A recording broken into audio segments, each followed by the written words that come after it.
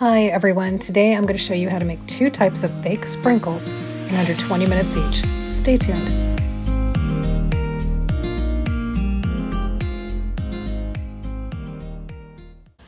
Okay, for the first one, the fake sprinkles number one are what I call the tiny tubes. You're going to need bakeable clay, parchment paper, a baking pan, and I like to use an extruder, and I'll talk to you more about differences in extruders later on in the video.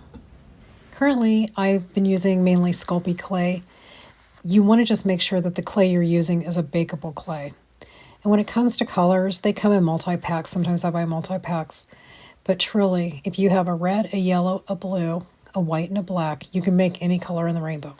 I start by conditioning the clay. That means that I'm going to roll it and fold it until it gets warm. The goal is to warm the clay because then it becomes more flexible. The more you warm the clay, the easier it will go through the extruder.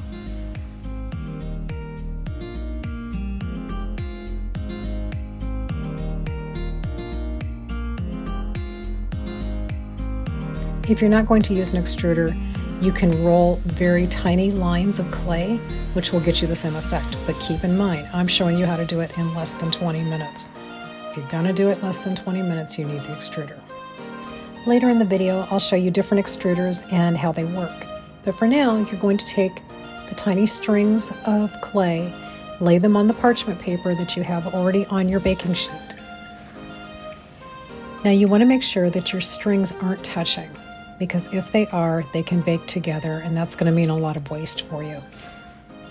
Once you have all your strings laid out, now it's time to put them in the oven. You're going to bake them at 275 degrees for 12 minutes. This is for the Sculpey brand. Other brands may have different instructions. Once the clay has baked for 12 minutes, I remove the parchment paper with the clay pieces still on it and put it on a cooling rack. Let it cool for a couple of minutes. Once the pieces have cooled, that's when you're going to want to get ready to cut. So what I usually do is take 4 or 5 pieces at a time, line up the ends, cut the very tips off because they don't make good sprinkles, and then start cutting little sections with a good pair of scissors into a container. Now for the second type of sprinkle. These are the ones that are shapes, and you can choose and make any shape that you want. To make these, you're going to need bakeable clay, parchment paper, a baking pan, and various types of paper punches. Again, we're going to start by conditioning the clay. On this one though, we're not going to use an extruder. We're going to make this a flat patty. So you can either do it by rolling, if you've got a rolling pin, or an acrylic rolling pin like I'm using here, or you can just use your hand and flatten it out. But you want it to be very thin. It needs to be thin enough that after it's baked, it will fit in your paper punch.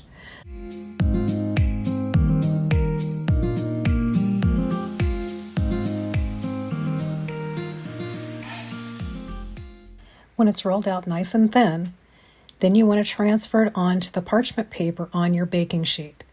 Now when I do these, I only do 2 small patches at a time because you have to work with it while it's still warm. Once it cools, it will just crumble. So you want to work in very small batches. The big difference this time is in how long it's going to bake. I've tried lots of different times and I found that 4 minutes really works the best. Now when these are done baking after the 4 minutes, pull them out and you want to start working with them as soon as they cool down enough to handle them. They'll still be hot, but immediately start punching your shapes because once these are cool, you can't punch anymore. It will just crumble.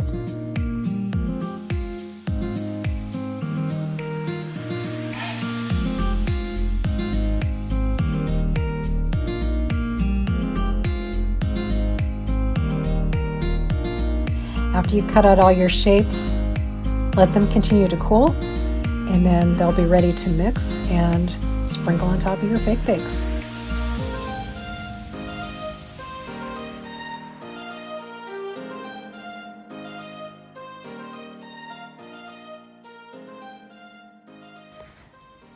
I wanted to tell you a little bit about extruders today in the event that you're thinking of buying one. I've tried a couple of them here, and the first one I started out with was the silver one here. It's very basic. It has the tube, it has a plunger, it has press plates and a cap. And what you're going to do is you're going to put the press plate into the cap that screws on the end of the tube. after you put the clay in. So you're going to pull back, put the clay in the tube, and then you're going to force that clay right through that press plate. And I'll be honest, if you don't have good hand strength, this one is not the one you want to buy. I was not impressed. The second one here, a little better results with, much happier with the way it works, because this has a spin lever on it that literally operates with one finger. So it's much, much easier to use. You don't have to have a ton of hand strength. With this one, you put the clay down the tube, same thing, press plate and then a cap. You're going to put them on the end, screw them down after you put the clay in the tube, and then you're going to take that turning lever and you're going to keep turning it until you see clay coming out the end. Simple as that. Hands down, the one I recommend is the green one, and I'll put a link in the description below.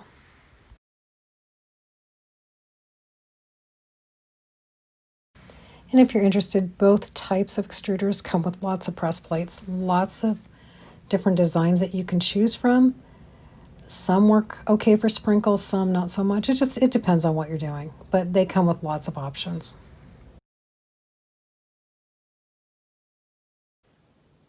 Okay, I thought I'd just take a minute and show you some of the punches that I use. These are just simple punches. This is just,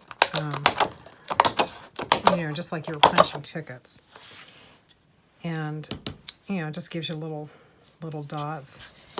This one that I've just recently purchased, bought it on Amazon, makes the little heart shapes. And I'll link these below in the description box below. Then I have this one that I really like. This is hard to use up in the air, so let me put it down here. That makes a variety of flower shapes. If you can see that. There's even a couple that kind of look like little snowflakes, or could pass as snowflakes if you wanted to make them. And then lots of little dots. So I'm not sure if they still make this one. I'll look for it, and if they do, I'll put a link in the description box below.